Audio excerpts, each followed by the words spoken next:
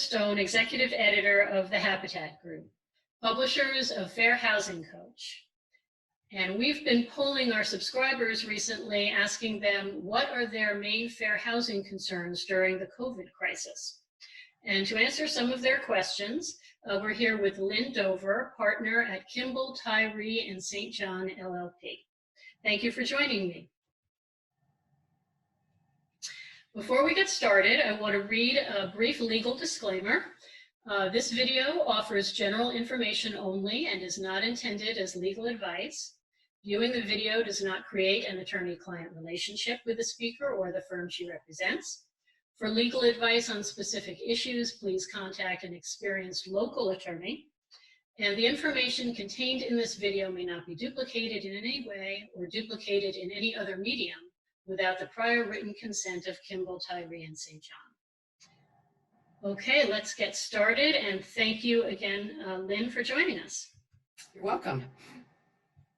Our first question is someone with coronavirus symptoms considered disabled, or only those who are officially diagnosed? And what reasonable accommodations might we have to make for residents with the virus? Well, these are good questions and ones that we've been fielding a lot of. The answer to the first question about whether someone with coronavirus is considered disabled is going to depend largely on the definition of disability in your state. For example, California, where I'm from, has a much looser definition of disability than that which is defined under the Federal Fair Housing Act. So you're going to have to look to your state or even local definition to see whether the person fits the definition.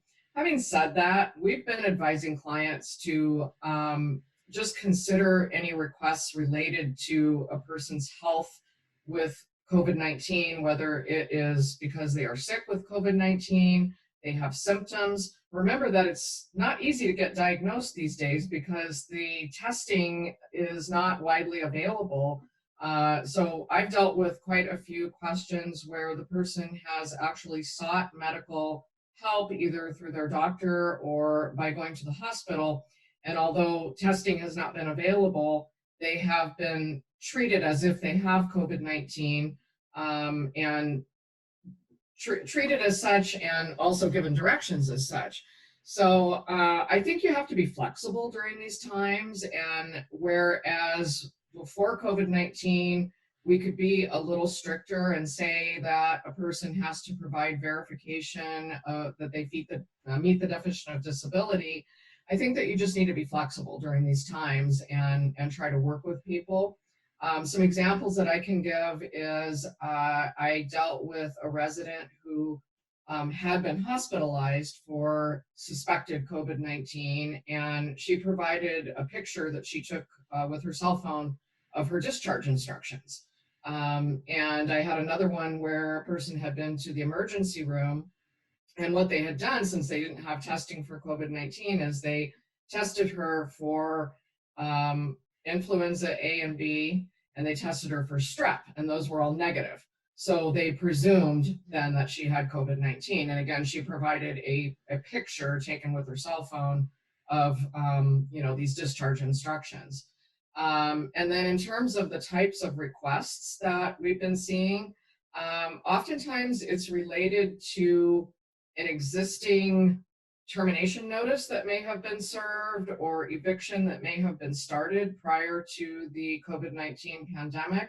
I don't know the status of courts in other states, but here in California, the courts are widely closed. But we're still getting requests for additional time to move because the person has been diagnosed or has suspected COVID-19 symptoms, or because they're a person at risk due to their age or underlying health issues, and it's not advisable for them to be out in the world seeking new housing right now. So that's kind of a rundown of the things we've been seeing. We've actually seen some requests to break leases for COVID-19 related reasons, such as the person has a extremely compromised immune system and they are going to go and shelter in place with a family member. and they have recommendations from a doctor that they not be in a multifamily setting during this time. So, we've seen some of that as well. That's interesting. Probably going to see some things that we haven't anticipated in the future. Again, the best advice I can give is to try to be flexible during these times and try to work with people to the best of your ability. Okay. Another subscriber asks, can we refuse to show prospects available units during the pandemic? Well, I think that's going to be a decision that each company, or if you're an individual owner, each owner is going to need to make for themselves. I know that a lot of companies are doing virtual showings. So they're taking pictures or video of the interior of vacant units. And when somebody wants to see the unit, they're doing a virtual showing. So I think that each company or individual owner is going to have to make those types of decisions for themselves based on their own health needs, the needs of their employees, the need to keep safe and keep those that may work for you safe. If you are a small owner and you don't have the ability to do video showings, then maybe you suspend showings at this time. I think as long as you're consistent and there's a good business reason for the policy, which there clearly is, and you document when you implemented the policy, why you implemented the policy, and when it's over, document the fact that you have now ended the policy and gone back to your normal business practices, you should be fine if anybody tries to challenge you. Right. Okay. Another question. How do we alert all of our residents if one of their neighbors is infected with the virus? Well, again, I would look to company policy if you work for a company. Most companies have adopted some sort of policy, and the National Apartment Association, if you go to their website, they have put out quite a bit of good information about, how to deal with these situations. What you don't want to do is disclose who the person is or where they live in the community, because that would be violating their privacy rights and could lead to some fair housing implications as well. A lot of companies have made a decision, again, based on the NAA guidelines, that if they are notified of somebody who has tested positive or has suspected symptoms, that they will send out a general notification to the entire community, letting them know that they've been made aware that someone on site has been diagnosed with or is experiencing, COVID-19 symptoms, and just leave it at that. Right. Okay, sounds good. Another subscriber asks or says, I am the director of property management for a nonprofit that houses both supportive tenants and low-income community tenants. We are supplying the supportive tenants with masks, gloves, and thermometers, but not the community tenants. Would that be a violation of fair housing requirements? Well, first, I would hope that the subscriber has reached out to local counsel regarding potential liability issues associated with distributing personal protective gear to residents. If not, I would strongly recommend that be done. Putting that aside for a moment, I think that anytime you are treating one group of people differently than another group of people, you have the potential for somebody to claim that there is a fair housing violation. Now, just because a claim is made doesn't mean that there actually is a fair housing violation. However, you can spend a lot of time and money defending a fair housing complaint, even if you ultimately prevail. In order for there to be fair housing liability, there has to be one or more protected classes that is being affected by the policy or the situation. At the federal level, there are 7 protected classes: race, color, national origin, sex, religion, familial status, and handicap, which the preferred term is disability these days, even though the Fair Housing Act still uses the word handicap.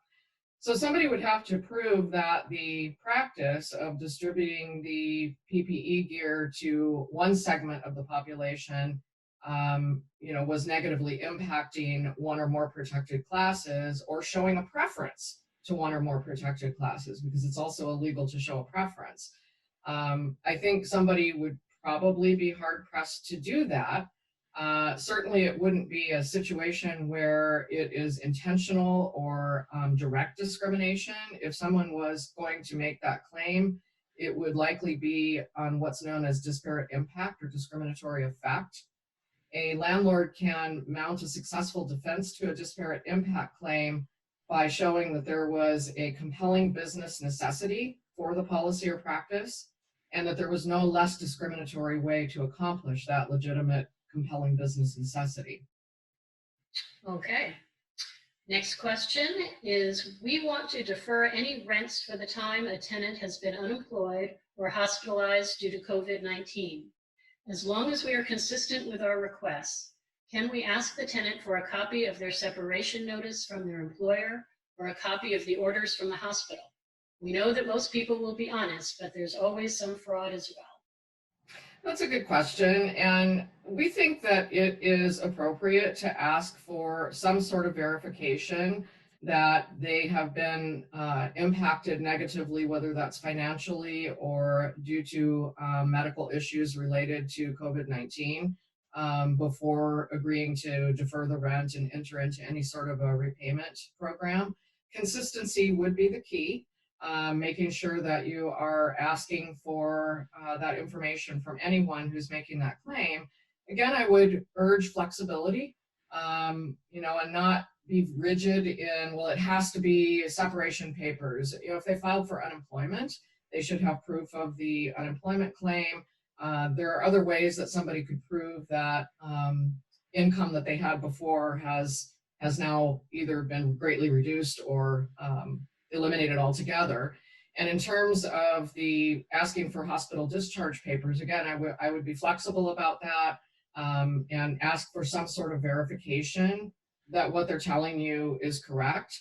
I always like to add the caveat too that they're welcome to redact any personal private medical information and just limit it to the diagnosis or suspected diagnosis of COVID-19 and the instructions that they have been given by their healthcare provider or the hospital. Oh, that's a good idea. Okay, very good. Our next question. Due to the coronavirus, we're limiting the number of visitors a resident can have at one time. If residents ask for an exception to celebrate religious holidays with family members, must we allow them? Well, I'm not sure a housing provider actually has the legal right to tell people that they can't have visitors or to limit the amount of visitors. This is a question that I've been asked, particularly by clients who operate senior properties. And I just don't think they have the ability to say, you can't have visitors. We do have a right of free association under the Constitution. And I certainly understand the thinking behind wanting to limit visitors, but I think it's problematic. So if you are limiting visitors, then you're getting into these questions of, do I have to make exceptions for religious gatherings or ceremonies? Do I have to make exceptions? If somebody needs to have multiple caregivers come and help them. I think that if you don't adopt the policy to begin with, then you don't get into these types of questions. And I know that in general, most religious ceremonies are being conducted via Zoom and other similar platforms these days, and that they're urging people to engage in their normal religious practices in a way that doesn't put them or others at risk. So my thought is, don't even put the housing provider in the position of having to make that decision to begin with. Don't try to limit visitors, and then you don't have to try to decide whether you have to make an exception because somebody has a particular religious practice. If you're going to make an exception, then you've got to make an exception for all types of religious practices. You can't say, well, gosh, I've never heard of that religion before, so I'm not going to make an exception for that. But I think that the easiest thing to do is just not to have that policy to begin with. Okay, very good. Well, thank you so much for speaking with me today. You're welcome. Thank you everyone for watching. And if you have any questions, please feel free to reach out to me. It's hstone@thehabitatgroup.com. And thank you again, Lynn, and thank you everyone for watching.